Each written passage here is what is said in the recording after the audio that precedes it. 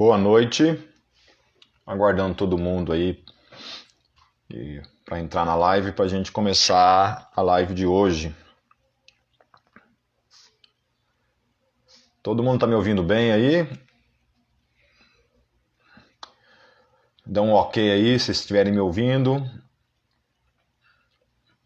Começar a falar aqui e tá sem volume é complicado, né? Ok. Então, amém, meus queridos. Hoje vou tratar a questão do relativismo e tratar também uma segunda parte que é a questão lá da polêmica que envolveu algumas afirmações do Ed René Kivitz, ou Kivitz, não sei como é que se pronuncia, né? Então, basicamente, eu vou dividir em duas partes essa live. Tratar primeiramente a questão do relativismo e a segunda parte abordar a questão lá das declarações do Ed René, ok? Então, assim, antes de qualquer coisa, né, quando se trata esse assunto assim de pós-modernidade, de apologética que vai lidar com essa questão da pós-modernidade, com essa questão do relativismo, a questão do humanismo, né, e vai se tornar, na verdade, uma grande ferramenta para você ter um parâmetro, né, um panorama literário, um panorama artístico, um panorama cultural, um panorama político, um panorama teológico de como nós chegamos aonde chegamos, né?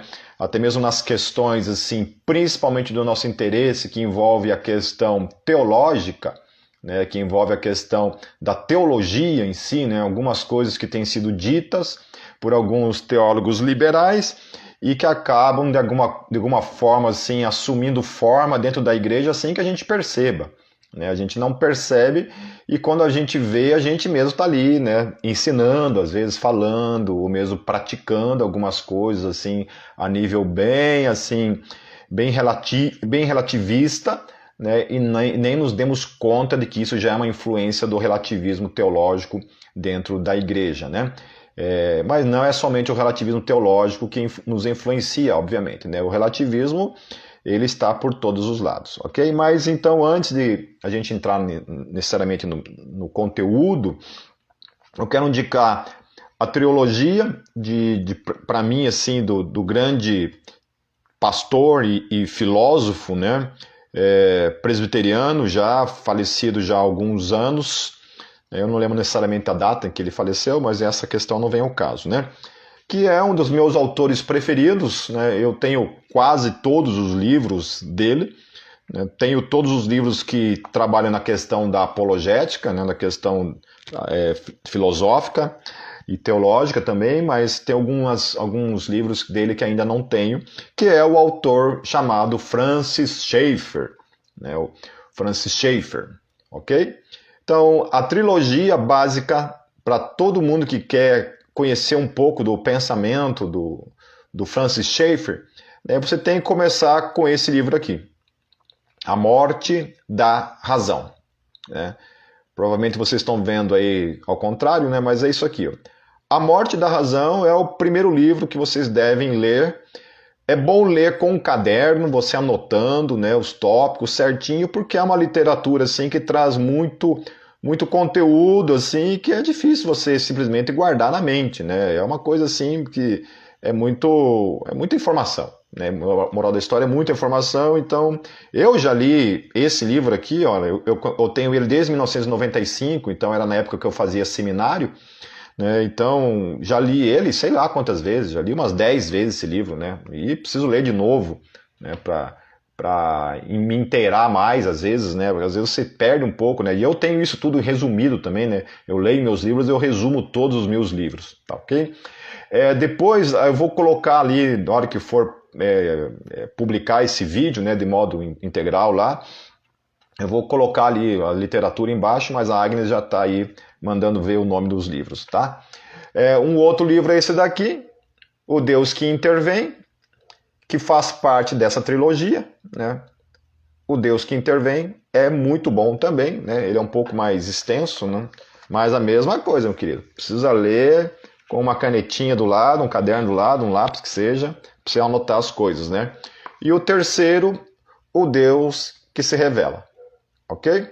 Então, a ordem que o próprio Francis Schaeffer ele indica, se eu não me engano, é primeiro o Deus que intervém, a morte da razão e o Deus que se revela. Se eu não me engano, é essa a sequência. Mas qualquer ordem que você lê não vai necessariamente ter uma influência direta ali, ok?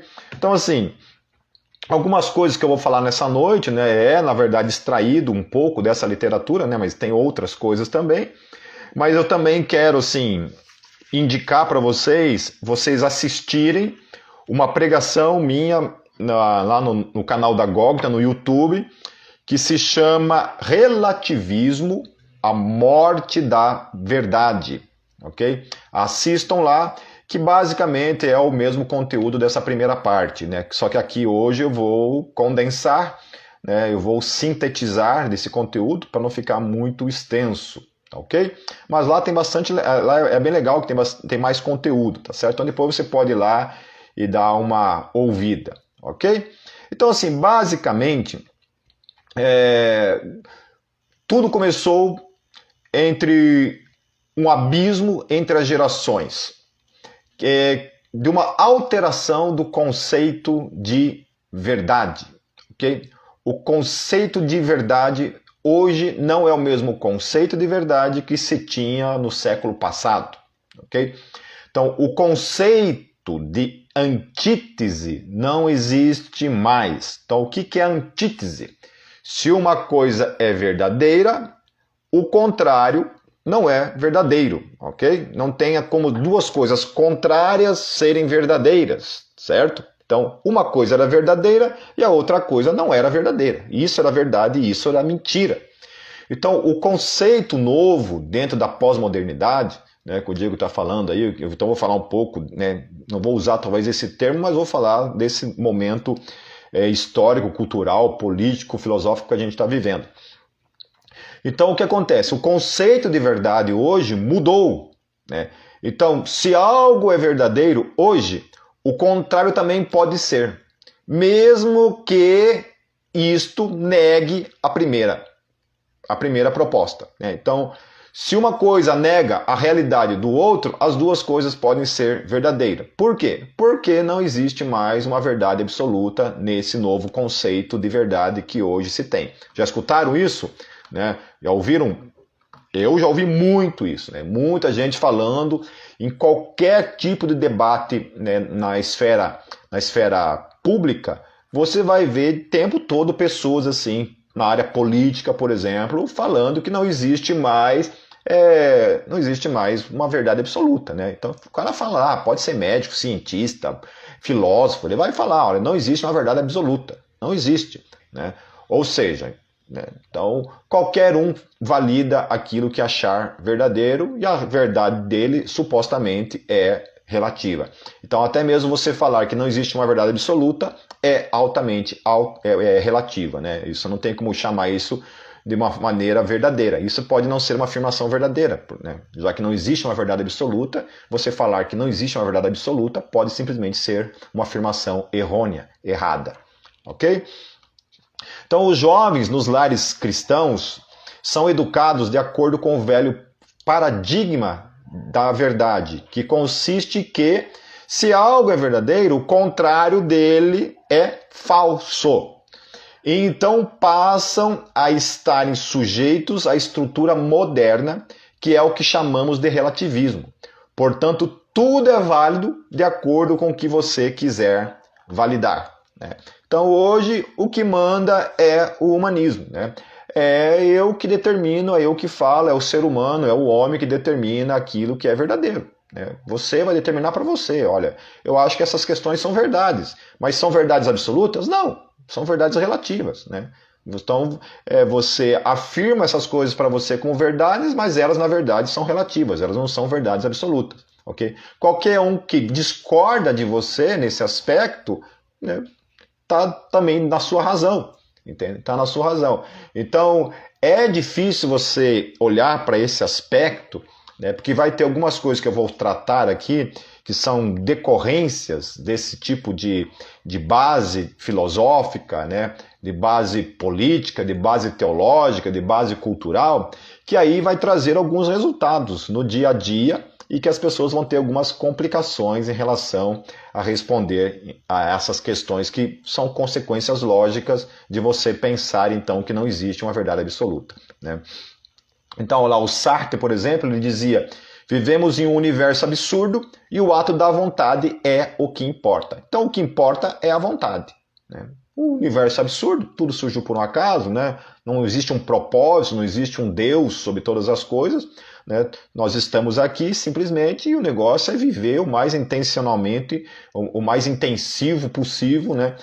Possível em relação a essa questão da existência, né? Amanhã a gente vai morrer, vai voltar ao pó, vai deixar de existir mesmo, então vamos viver lá os extremos de tudo que a gente tiver vontade de fazer, né? Validar o ato da nossa vontade, né? Então, ser uma pessoa egoísta, qual que é o problema em ser uma pessoa egoísta? Né? Nenhum, entende?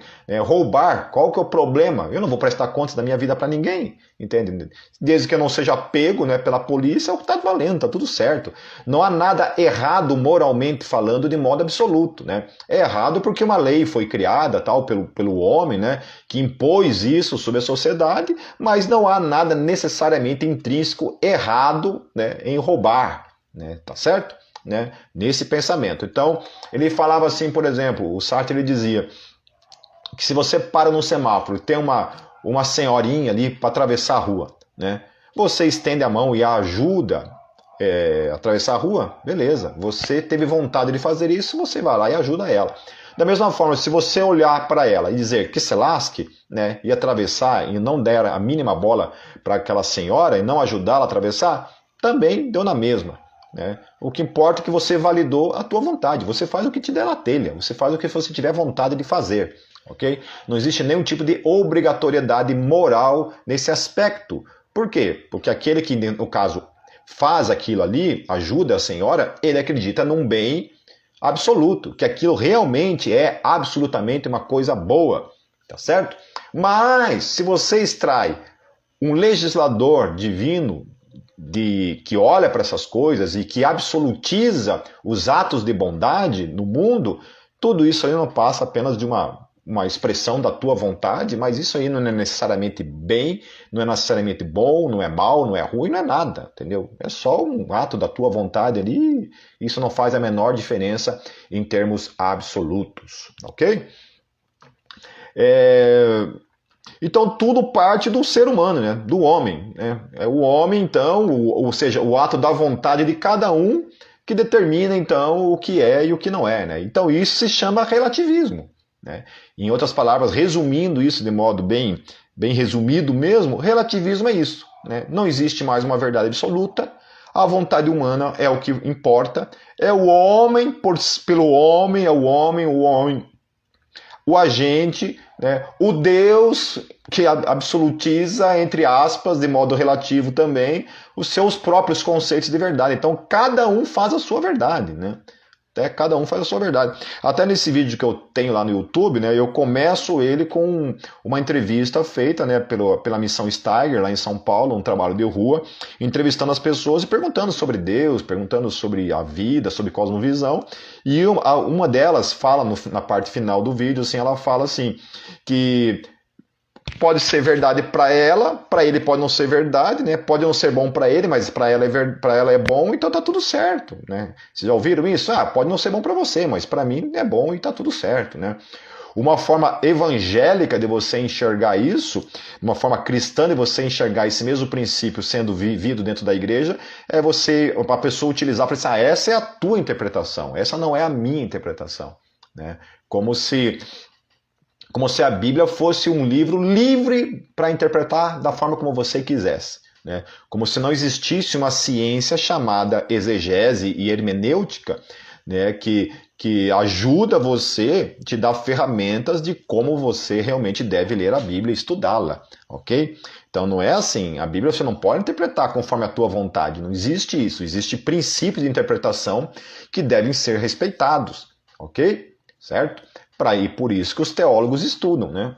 Os teólogos eles têm todas as ferramentas de interpretação, as armas, né, para você interpretar a Bíblia de modo correto, né? Estuda grego, estuda hebraico, né? Estuda lá, né? Tem em casa dicionários bíblicos, né? Tem toda uma literatura que te ajuda você chegar ali, né? Você aprende toda a questão do contexto, né?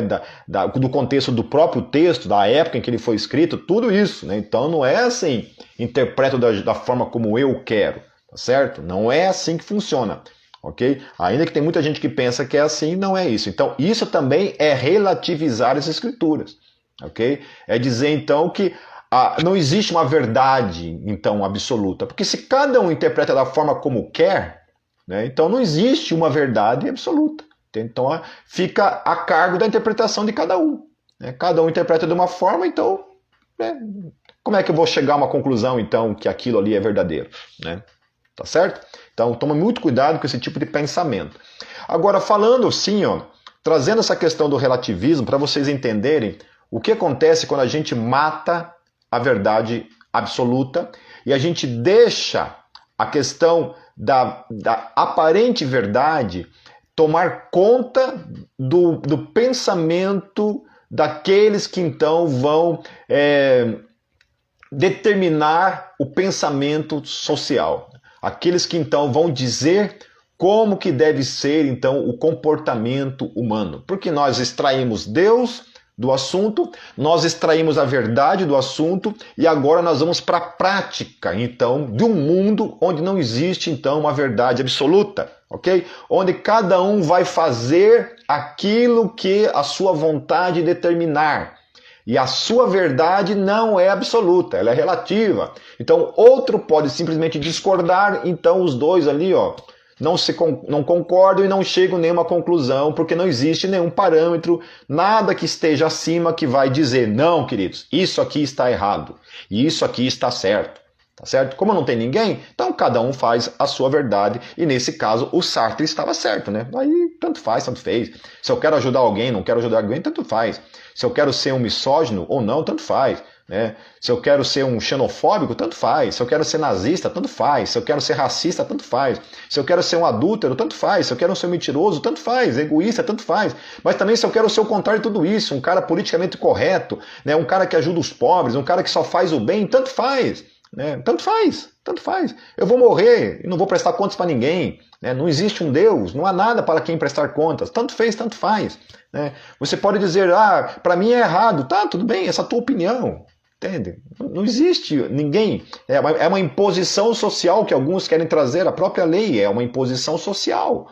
Que eu respeito se eu quiser, entendeu? E arco com as consequências se eu quiser, mas ninguém pode dizer que eu estou errado de modo absoluto. Então a consequência de uma sociedade que vive debaixo do relativismo, eu não estou dizendo que necessariamente assim todo relativista necessariamente ele vivencia isso, né? Porque eu sempre falo isso e falo inclusive na pregação lá, que todo relativista ele é um hipócrita, né? Ele é um hipócrita porque ninguém vivencia o relativismo na sua totalidade. Né? Você tem que ser muito hipócrita para dizer que vive. Ninguém vive. Ninguém vive. É impossível você viver o relativismo na sua totalidade. Né? Você vive parcialidades, né? Você absorve aquilo que o cristianismo deixou para você como herança, né? Herança cultural, moral, ética. Né? Você extrai aquilo do cristianismo para a sua vida, né? A parte lá, que é a parte da divindade de Jesus, essa outra parte você descarta, algumas coisas você descarta, né? E vivencia isso no seu dia a dia de modo, né? Querendo dizer, relativo. O problema é que tem pessoas que podem olhar para isso tudo aí e achar isso uma besteira e ir para além disso, que é a questão aqui, por exemplo, do tal do Randy Thornhill e o tal do Craig Palmer, né? Eles dizem assim, ó, o estupro é um fenômeno natural e biológico que é produto da herança evolucionária humana, semelhante a coisas como manchas do leopardo e o pescoço comprido da girafa. Em outras palavras, o que o Randy Thornhill e o Craig Palmer estão falando estão certos dentro da sua cosmovisão relativista. Entende? Aí eu posso dizer, não, mas o estupro é errado. Pera aí, queridos. O que ele está falando é o seguinte, o estupro acontece na natureza. Os animais cometem esse tipo de coisa. Os animais cometem assassinato, os animais cometem roubo, os animais cometem infanticídio, os animais cometem incesto, os animais cometem, né, adultério, os animais cometem um monte de coisas ruins, más, uns com os outros, e não existe nenhuma moralidade imposta sobre eles. Por quê? Porque eles são animais.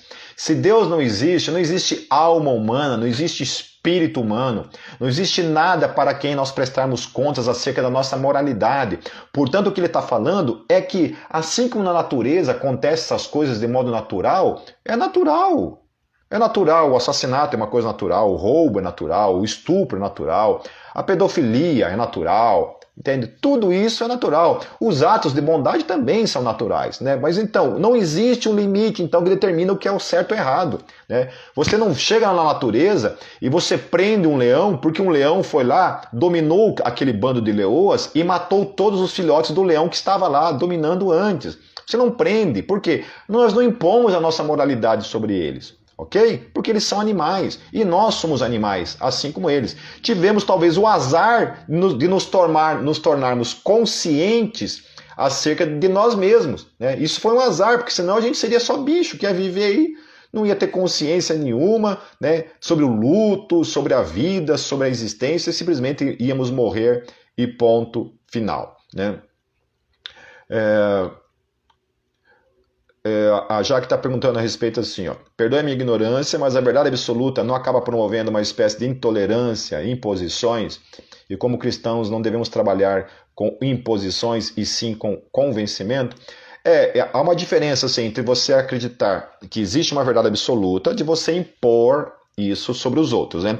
A imposição jamais, né? Nem o próprio Jesus impôs isso sobre ninguém, né? Ainda que, por exemplo, a gente há de convir que no Evangelho, a salvação ela é, de certa forma, inegociável a respeito do modo como ela se dá, né? Então Deus não deixa aberto assim, olha, você inventa a forma como você quer ser salvo ali, né? E eu vou validar aquela forma ali, né? Se você for lá no mar dar 3 pulinhos sobre as ondas, você vai ser salvo e eu vou validar aquilo. Claro que o Evangelho não é isso, né? Deus determinou que a salvação fosse de uma forma. E isso é uma verdade absoluta? É uma verdade absoluta. Né? Então Deus determina assim que o estupro é errôneo. A gente vai tratar a respeito do estupro depois, né? O estupro é absolutamente errado. Então, matar, assassinato é absolutamente errado. Então, precisa ter, da parte de Deus, uma verdade absoluta imposta, que se você ir contra aquilo ali, né, você está pecando contra Deus. Mas o que acontece?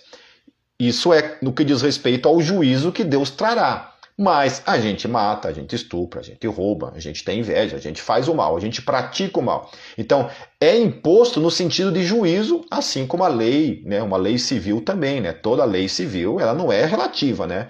Ela não é passível de negociação, né? Não tem como. A lei fala isso, se você fizer isso, você vai ser punido, né? Então, no aspecto absoluto, que a gente está falando de verdade, é que existe uma verdade que Deus impôs, declarando que isso é errado e isso é bom. Se você fizer o bem, tem isso daqui. Se você fizer o mal, vai ter essas consequências. Então, ainda que o homem pratique, né, o homem faça o mal, porque existe essa lei ela é imposta absolutamente nesse sentido. Que se você não fizer aquilo ali, vai ter consequências. A mesma coisa do Evangelho, né? Então nós jamais devemos impor o Evangelho sobre os outros. Nós apresentamos o Evangelho, a pessoa vem a Cristo por meio do Evangelho, né? Pelo convencimento que o Espírito Santo dá a ele. Mas jamais o cristianismo deve ser imposto sobre as pessoas, né? Tá certo? Ok? Não sei se eu te respondi em relação a isso, Jaque, né? Se eu não respondi, então depois, né? Posso tentar responder novamente aí. Se é que eu entendi a pergunta, tá? Então essa questão aqui do Ray Thornhill, ele entende dessa forma, né? Que é uma questão natural, entende? Então isso realmente é uma consequência lógica, né? Do relativismo, entendeu? Não existe verdade, não existe moral absoluta, Deus não existe, então nada pode ser imposto sobre ninguém. Uma outra coisa aqui, o Peter Singer, em seu livro Practical Ethics, ele diz o seguinte: a vida de um recém-nascido tem menos valor do que a vida de um porco, de um cachorro ou de um chimpanzé. Ele está errado nisso? Não. dentro da cosmovisão, da visão relativista, tá certo, é isso mesmo. Não existe diferença. Não há valor intrínseco no ser humano acima do valor de um animal. Entendeu? Não existe isso. Quem dá valor intrínseco ao ser humano é a cosmovisão cristã, que diz que o ser humano é feito à imagem e semelhança de Deus, né? O homem é racional, então existe uma divindade que coloca o homem como mordomo, né, da criação, coloca o homem num outro patamar acima da criação, certo? O homem não está no mesmo nível, certo, que os animais, ele está acima. Okay? Isso não significa que o homem tem que destruir a criação, não é isso. Mas ele está num nível acima, ok? É humano. Por isso que você mata uma galinha, come uma galinha, mas você não pode matar um ser humano e consumir, né, praticar o canibalismo, ok? Tá certo? Então, dentro da visão do Peter Singer, é isso daqui. E isso daqui é uma chave, inclusive, é uma discussão que está tendo ainda até hoje nos Estados Unidos, para, de certa forma, procurar, né, a legalidade do infanticídio, né, o que alguns chamam, então, do aborto pós-parto. Né? Então, lá, sei lá, nasceu a criança lá com algum defeito, pega, joga no lata de lixo, mata e joga no lata de lixo, ok? Ou a mãe lá e o pai decidiram, a gente decidiu que realmente que a gente não quer ter filho, sabe? A gente não quer criar essa criança, vai lá e mata e pronto, joga no lixo. Tá certo? Então, isso está sendo utilizado, né, baseado no quê? No relativismo. Ok? O James Rachels, um filósofo ateu, também partindo do pressuposto do relativismo, do pressuposto de que Deus não existe, né, de que a vontade humana é o que impera, ele diz assim: o que dizer sobre eles? Pessoas com retardamento mental.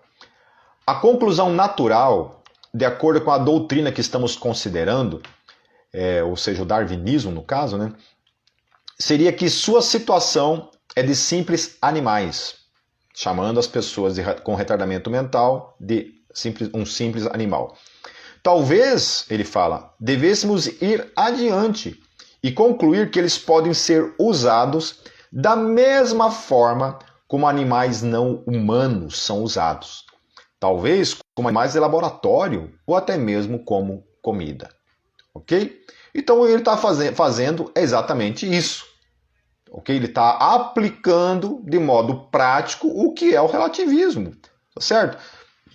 Essas pessoas são pessoas retardadas mentalmente, né? Não tem. Então, por que não? Né? A gente usar essas pessoas como cobaias de laboratório, né? Ué, a gente não usa macaco, né? A gente não usa rato, a gente não usa animais em laboratório, cavalo, né? Para testar medicações, né? Por que não utilizar isso para implantar isso também sobre pessoas com retardamento mental, que só são um peso para a família, né? Só trazem peso, né, despesa, né, tristeza para a família? Por que não? Então ele trata essa questão, né? Traz dessa forma. O que ele está falando? Seres humanos, animais, tudo a mesma coisa. Né? Não há diferença alguma. Não há um aspecto da visão, então, relativistas. Ok? A questão, então, é que eles realmente, né? Eles não conseguem vivenciar isso daí na prática, né? Porque é absurdo. Obviamente que é absurdo. Né? É aí que eu falo. A sociedade, ela importa essa questão da cultura judaica cristã, aquilo que é bom para ela, que ela entende como moralmente bom, como moralmente bem, certo? E não tem coragem de vivenciar o relativismo na sua totalidade. Porque quando você olha para essas questões do relativismo na sua totalidade, né, na sua implantação de modo radical, as pessoas obviamente vão ficar assustadas. Né? Não, mas isso não pode ser feito porque isso é um mal. Mas é um mal relativo. Né? É um mal relativo. E esse é o problema de você pegar e você destruir a verdade. Então o Sir Julian Huxley, né, um outro ateu, ele falava assim: a sociedade funciona melhor quando há uma religião, mesmo que não exista nenhum Deus. Então eles assumem isso, né?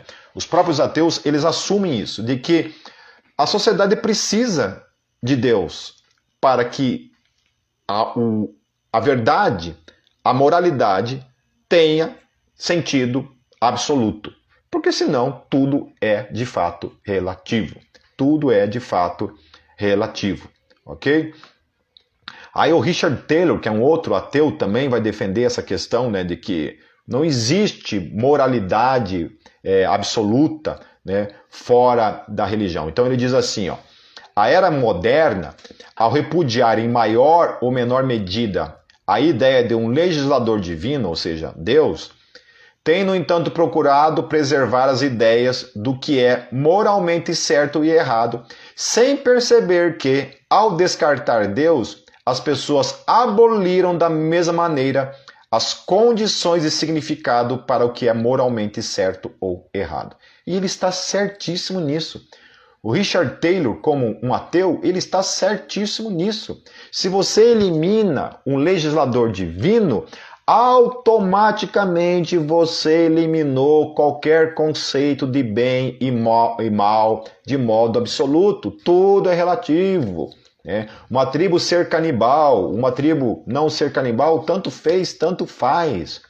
Tanto fez, tanto faz. Não existe mais uma verdade absoluta. Então, elimina-se Deus, mas tenta viver sobre os mesmos padrões como se Deus existisse. Então, isso se chama o quê? Hipocrisia. Ok? Não são capazes, porque nenhuma sociedade é capaz de viver num relativismo absoluto. Senão ela se autodestrói. Né? Você é obrigado a destruir todos os conceitos de lei, de moralidade, né? Porque isso é imposição. Qualquer um pode se voltar contra e acabou. Né? Aí sim é uma ditadura, né? É uma imposição. Ah, mas para que a sociedade possa viver bem, que seja, pode dar o argumento que for, mas aquilo ali não é absolutamente verdade. Amém, queridos? Né? Mas aí eu desafio vocês a escutarem lá a pregação, lá, né, que tem todo o conteúdo. Né? Aqui eu quis dar somente, né, a origem desse conceito de relativismo e a consequência lógica do que isso acaba trazendo. Ok? Né? Então, tomar muito cuidado em relação a acatar esse tipo de raciocínio, esse tipo de pensamento. Ok? Agora, deixa eu tomar minha aguinha aqui.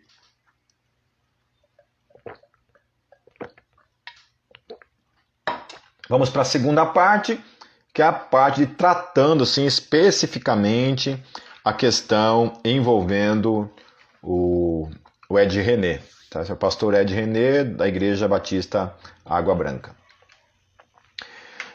Queridos, assim, isso já faz algumas semanas, né? Faz umas 2 semanas em que isso aí veio à tona, aí se tornou uma polêmica, né? Basicamente, sim, quase que na sua totalidade, né? Dos grandes pastores, assim, que emitem opinião aí na internet, nas redes sociais, né? Os teólogos, de modo geral, de todas as vertentes teológicas, teólogos de canais no YouTube e tal, tudo isso aí.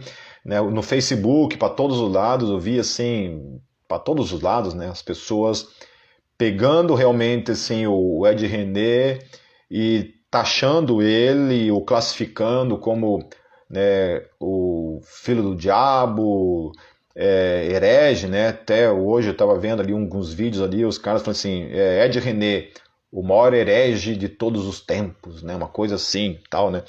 E assim, desde o começo o pessoal veio me falando, né? Eu cheguei a assistir o vídeo na semana lá, né? O vídeo que foi o que viralizou aí, né? Que foi o recorte lá da pregação. E aí fiquei na minha, sei lá, né? Várias pessoas vieram no WhatsApp, lá no Facebook, me marcaram e falaram assim, Pipe, vai lá e refuta, né? Ponto por ponto. Um monte de gente veio me cutucando aí para... mas eu tô meio que fugindo, né, longe desse negócio de polêmicas aí, de briga aí, né, não tô muito afim de ficar gastando muito emocional nessas coisas, né. Mas tá, então como essa live ia tratar a respeito de relativismo, né, na verdade a gente ia fazer um outro assunto, né, mas a gente resolveu adiantar para tratar a respeito dessa questão também, e já aproveitar também, já que muita gente me pediu para falar alguma coisa, dar uma resposta em relação ao que ele havia falado, né, o que eu fiz?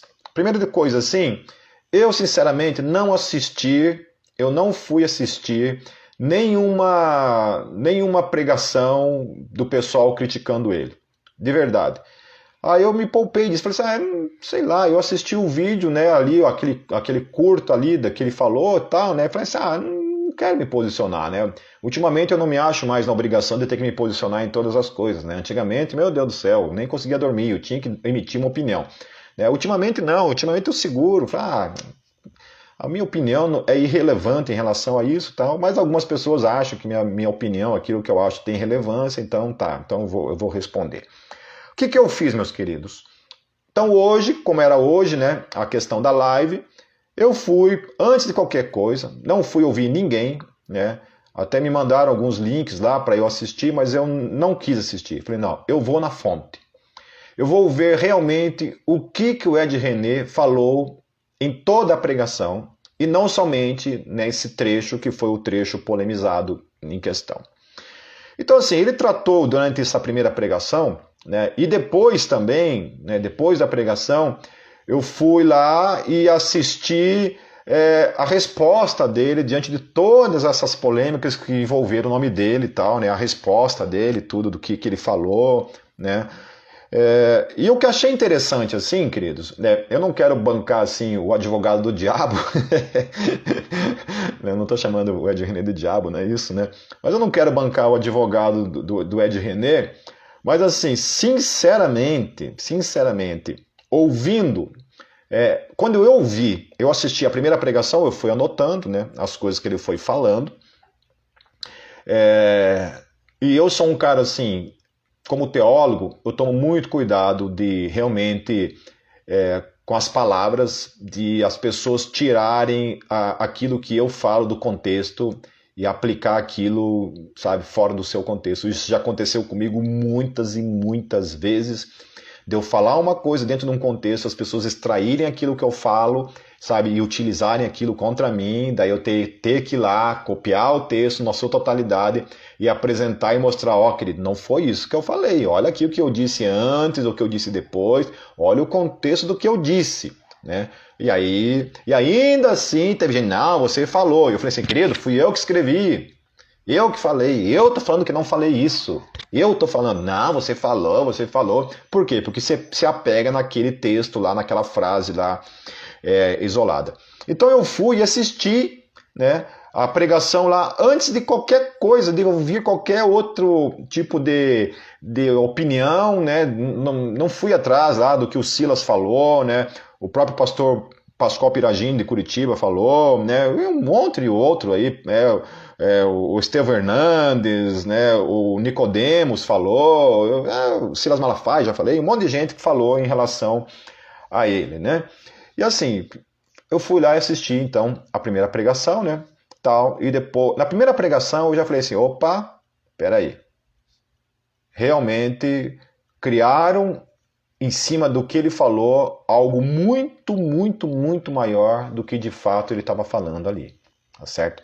Se você ouvir realmente toda a pregação, todo o contexto e tiver a capacidade de interpretar realmente dentro do seu contexto tudo o que ele estava falando, há coisas que ele falou, né, que eu vou abordar aqui, que realmente, né, eu discordo dele, mas não é também nessa dimensão em que acabou sendo julgado por todo mundo, ok? Não é essa forma correta com que deve ser feito, ok?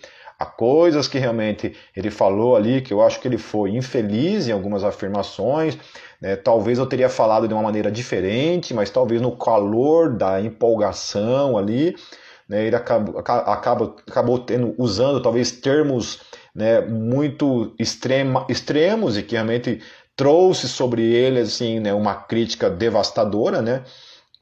Mas muito do que ele falou ali eu concordo com ele. Eu concordo com ele. Né? Então vamos lá, eu vou pontuar algumas questões, a gente tem 11 minutos aqui, não, 21 minutos para tratar isso.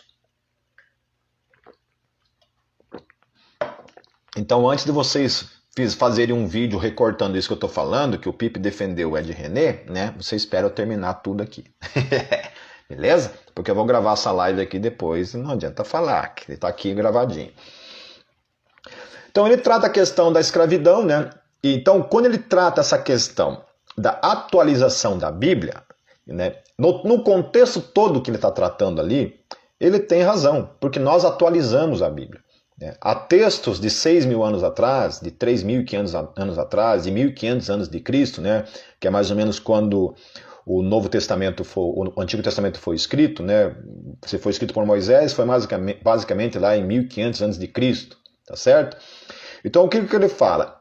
Não tem como você aplicar ali algumas coisas da lei de Moisés. Então já houve uma atualização acerca da lei, acerca de algumas coisas da lei, que eram questões lá do Antigo Testamento, que dizia respeito ao Antigo Testamento, aquele contexto histórico, contexto de deserto, né? E que não tem nenhuma aplicabilidade mais aquilo ali em relação, né, ao contexto da igreja, por exemplo, gentia do Novo Testamento, né?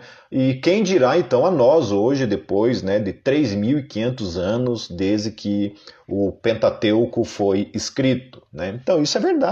Então a gente não apedreja mais, né, adúlteros, a gente não exerce mais pena capital sobre um assassinato, né, sobre um estuprador, né, a gente não apedreja, a gente não mata, né, mais essas pessoas. Mas por quê? Por causa do Novo Testamento, por causa daquilo que o Novo Testamento já, de certa forma, atualizou. Né? Então, esse é o sentido mais que ele está utilizando.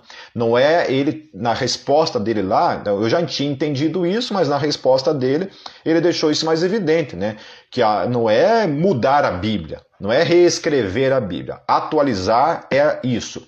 É você olhar o contexto que aquilo foi escrito, né? Por que ele foi escrito e aplicar aquele princípio nos dias de hoje. Como que a gente vai ler, por exemplo, a carta de Filemão, né? Tanto que era essa carta que ele está trabalhando durante toda a pregação, né? Chama-se Cartas Vivas, eu não lembro o nome da pregação, mas ele está fazendo o quê? Está atualizando, por exemplo, a carta de Paulo a Filemão. Então lá em Filemão fala sobre escravos, né?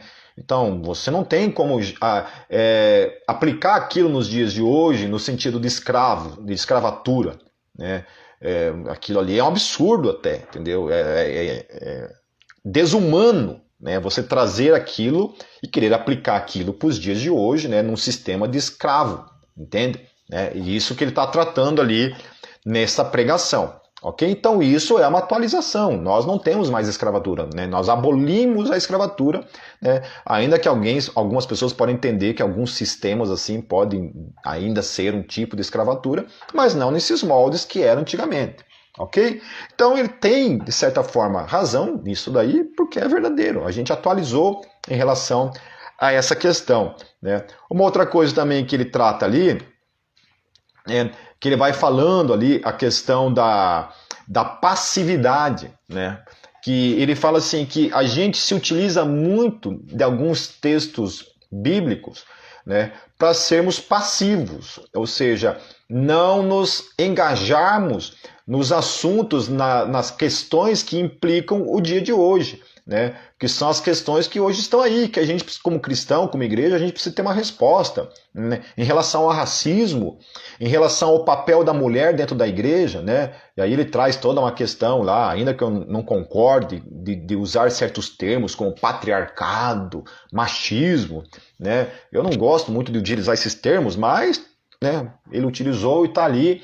Mas eu entendo também ele que, né, eu já falei isso no Facebook a respeito do meu posicionamento acerca da mulher, né? Posso até repetir isso numa live para ficar aqui no Instagram da Golta, né? Que eu fiz isso lá no meu perfil pessoal, o que eu penso a respeito dessa questão da mulher. Então, essa questão da mulher, essa questão, por exemplo, da escravatura, a questão do divórcio, por exemplo, né? Ele trabalha essa questão do divórcio, que já foi uma coisa assim também atualizada, né? Nossas igrejas estão empanturradas de pessoas que se divorciaram para todos os lados. E era inadmissível, né, naquele contexto lá, a não ser por causa de adultério, né? Eu tenho lá uma outra live anterior que eu falei a respeito do divórcio na Bíblia, né, que é uma questão polêmica. Mas é algo que a gente já atualizou, né, e que a gente é muito mais assim, digamos assim, maleáveis em relação a isso, né? Então você tem pastores aí que já estão no seu terceiro, quarto divórcio, né? E não foi por causa do adultério, foi por outros motivos, entende? né? Porque a gente até entendia há tempo atrás, é por causa do adultério, então tá válido, né? Mas hoje em dia nem é por essa razão, é por qualquer razão. Então já foi atualizado isso. Então hoje a mulher também, né? A gente não fala mais por aí, a mulher quando entra na igreja fica de bico fechado, fica calada, né? A mulher não ensine, né? Não ouse, a mulher não ensina, não ouse ensinar seu marido. Então a gente não fala mais esse tipo de coisa, tá certo? Então ele está falando o seguinte, que a gente fica utilizando esse tipo de texto, né, naquele contexto, naquela época, para viver um tipo de passividade em relação a essas questões de hoje em dia, né, de como tratar o papel da mulher. Né? Não, a Bíblia fala assim, assim, assado, ponto. Então a gente não atualiza aquilo.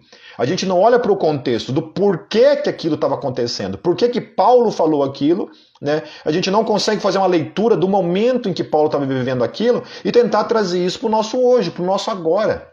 Né? Assim que a gente tem que continuar enxergando a mulher? É da mesma forma? Será que é isso? Né? Eu entendo que não. E aí eu estou reescrevendo a Bíblia? Não. Como teólogo, o que eu estou fazendo? Eu estou olhando para o contexto daquela época, tudo o que girava em torno desse assunto, tá certo? Para fazer uma interpretação correta daquilo e preciso trazer aquilo para os moldes de hoje. Como que Paulo falaria para a mulher no contexto de hoje? Como que Paulo se dirigiria ao papel da mulher na igreja hoje?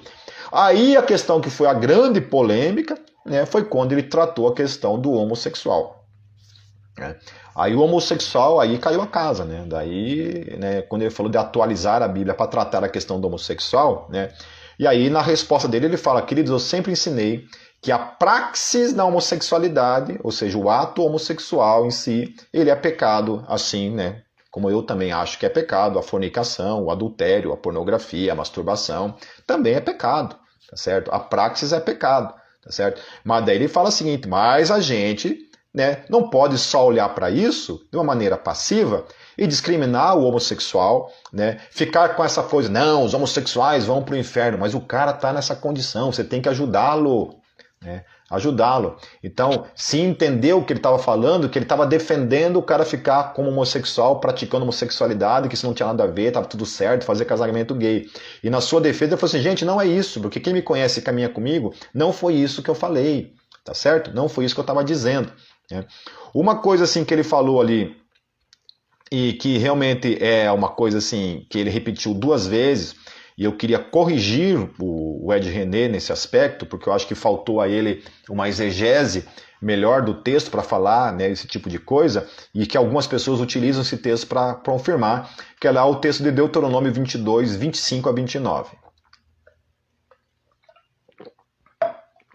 Propondo que ali nesse texto de Deuteronômio, Deus na lei obrigava, olha só, Deus na lei, ele falou isso, né, o Ed René, não somente ele, já vi outros pastores falando isso, que Deus ali na lei obrigava o estuprador, quando ele estuprasse uma moça, ele era obrigado não somente a pagar o que ele tinha feito, ele tinha que pagar um dinheiro lá, né? Ele tinha que pagar uma multa lá para o pai da noiva e ainda assim era obrigado a casar com a noiva. Ou seja, a noiva era obrigada a casar com o cara que tinha estuprado ela. Então, essa é a leitura que alguns teólogos fazem desse texto. Mas, queridos, então, eu fui dar uma olhada lá no grego, né, na tradução do hebraico para o grego, e a palavra que aparece ali, por exemplo, né, eu vou ler o texto para vocês, tá?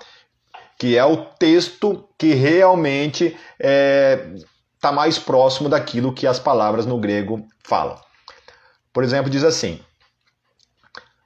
mas se foi no campo que o homem encontrou a jovem, daí estava falando o seguinte, antes, só para contextualizar você, no versículo anterior estava falando o seguinte, que se uma moça é supostamente estuprada na cidade e ela não grita, ninguém escutou ela gritando, e forem pegos ali tendo relação sexual, né, e ela quiser alegar que ela estava sendo estuprada, os dois devem ser mortos. Por quê? Porque estava na cidade, ela deveria ter gritado, ela não gritou, então os dois deveriam ser mortos. Propondo que ela, para fugir do apedrejamento, ela estava então acusando ele de estupro para fugir, né, para fugir do apedrejamento. Então, É isso que está acontecendo ali no texto, certo?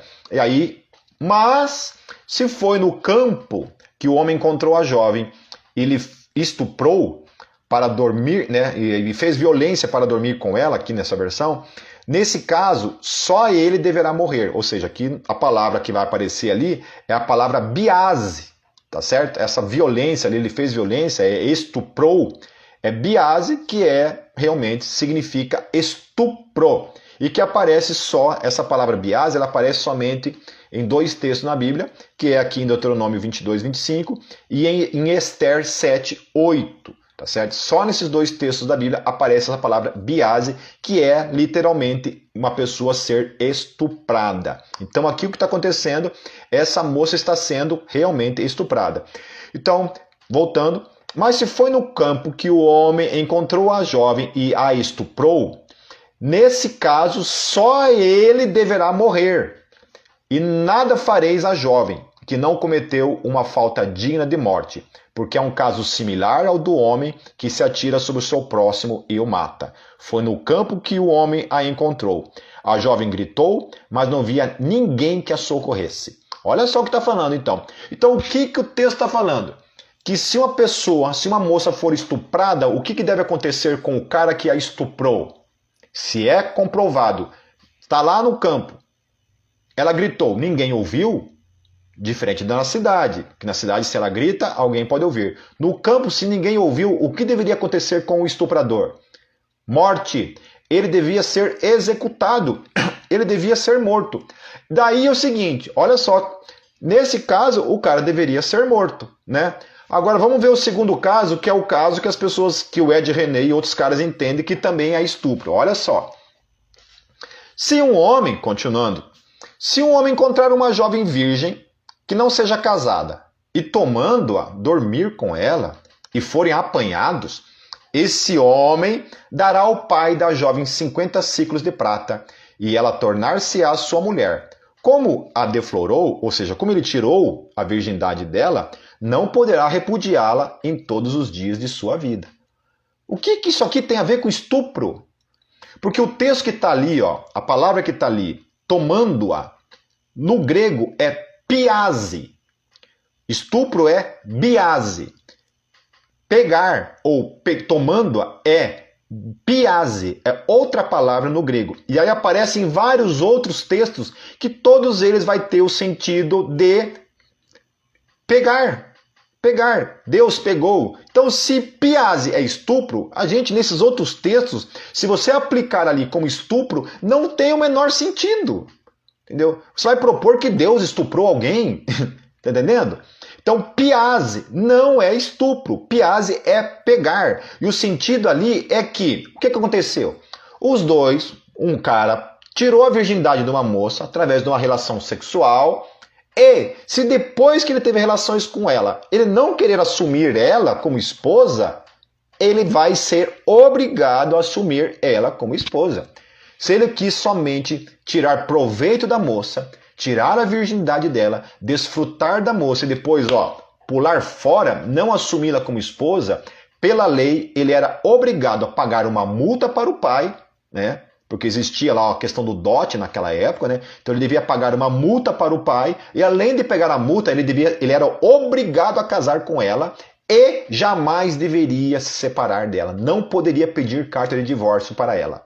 O que isso tem a ver com estupro? Não, porque, meus queridos, o que acontecia com o estuprador? Era morto. Por que Deus em seguida falou assim, não, mas se o cara, nesse caso aí, se ele, nessa situação, se ele estuprar a moça, aí ele paga lá uma multazinha lá e continua e vai ser obrigado a casar com ela. Não faz sentido. Não faz sentido. Tá entendendo? Por quê? Porque as duas palavras no grego não são a mesma coisa. Biase, estupro. Piase, tomar, pegar. É outra coisa. Pegou, tomou posse, estava ali, né? Se deitou com elas. Né? É nesse sentido que o texto está falando. Ok? Então, essa é uma exegese errada que tanto Ed René quanto outras pessoas fazem do texto. Inclusive, tem algumas traduções que trazem a palavra estupro e é errado essa tradução. Ok? Toda tradução que traz para o segundo caso estupro está errada. Ok? Então, queridos, voltando à questão lá do Ed René, deixa eu ver aqui.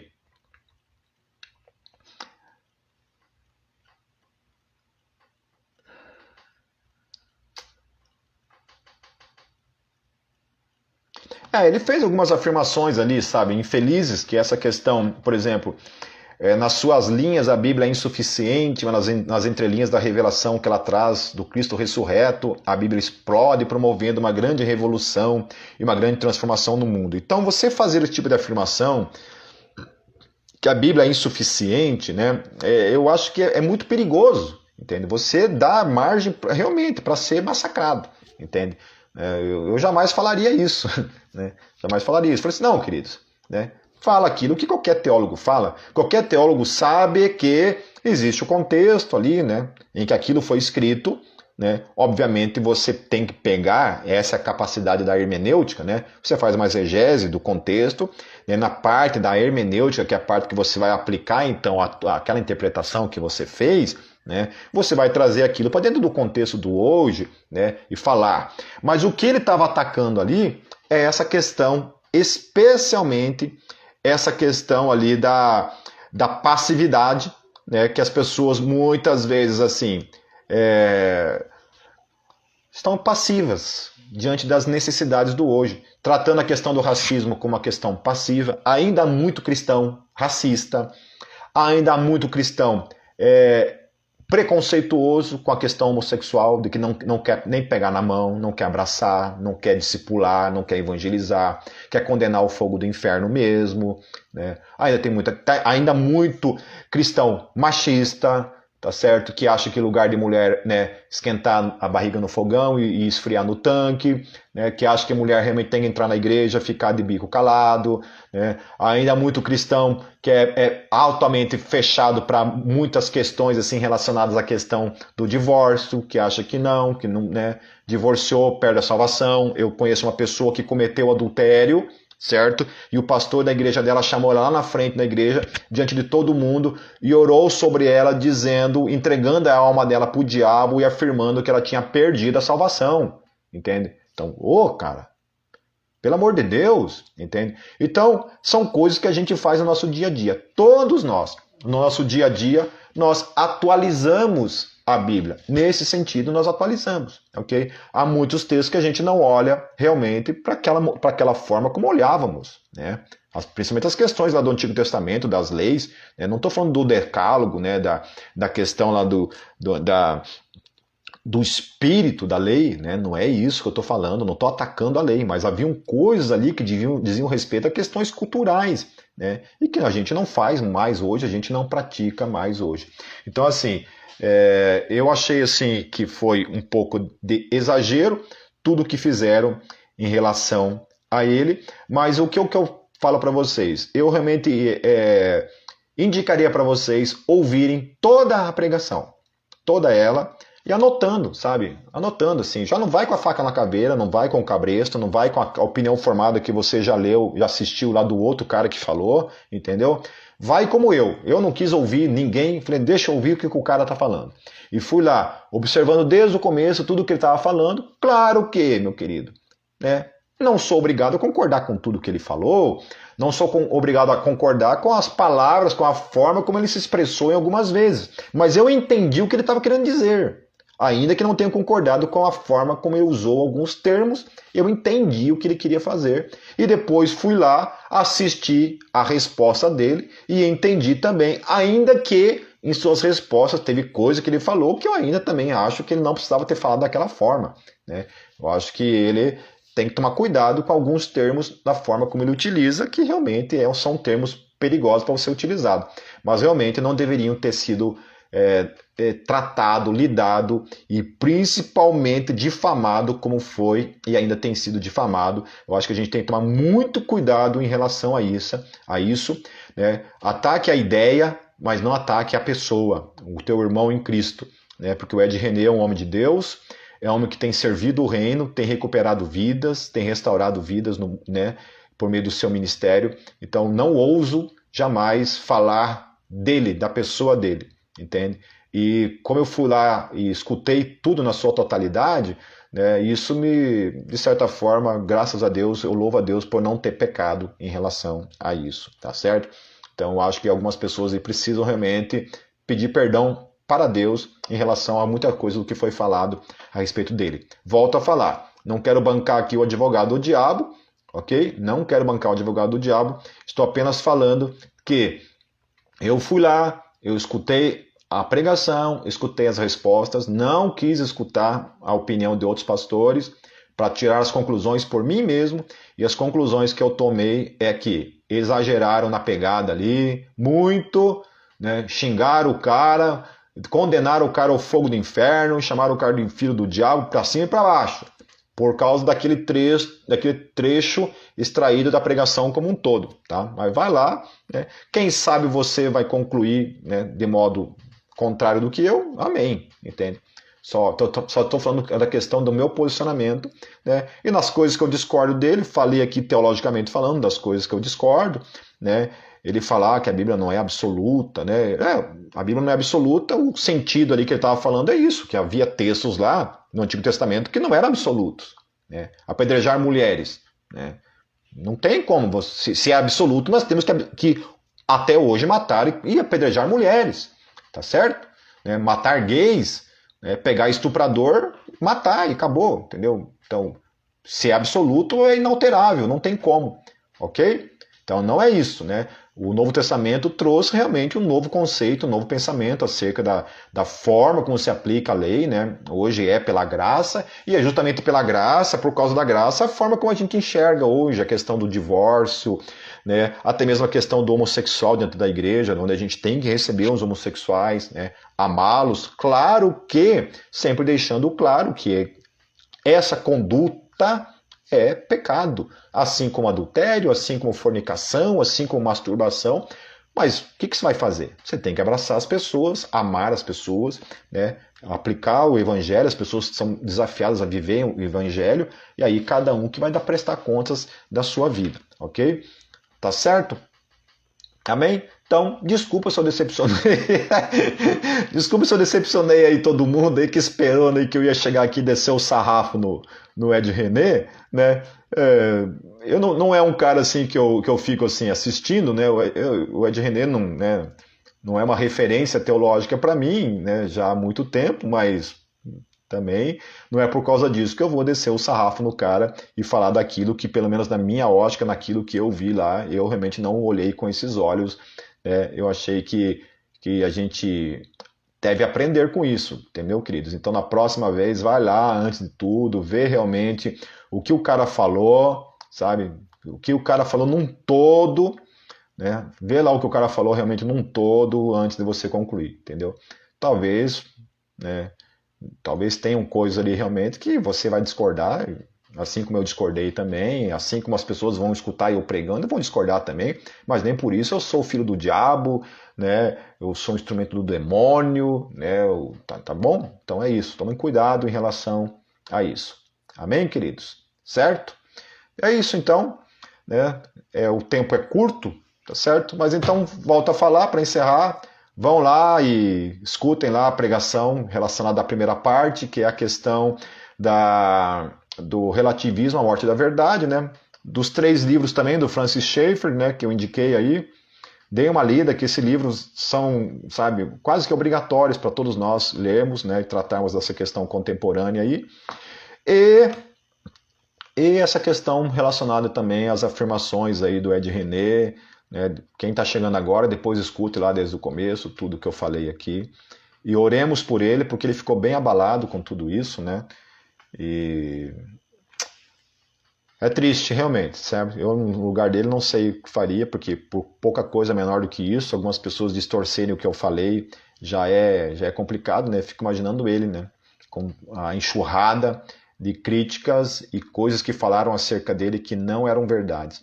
Inclusive ele fala ali acerca de outras situações também, então vale a pena você assistir a pregação e depois assistir a resposta, que ele vai abordar outras coisas que se falam dele aí e que muito vídeo do YouTube está falando que ele falou, que também é a mesma coisa, pegou um trecho do que ele estava falando, tirou do contexto e falou como se ele tivesse falado aquilo, sendo que ele estava citando uma outra situação e que não eram palavras dele. Ele estava citando, pegaram ele falando uma citação e usou aquilo como se ele estivesse falando aquilo da exegese dele mesmo.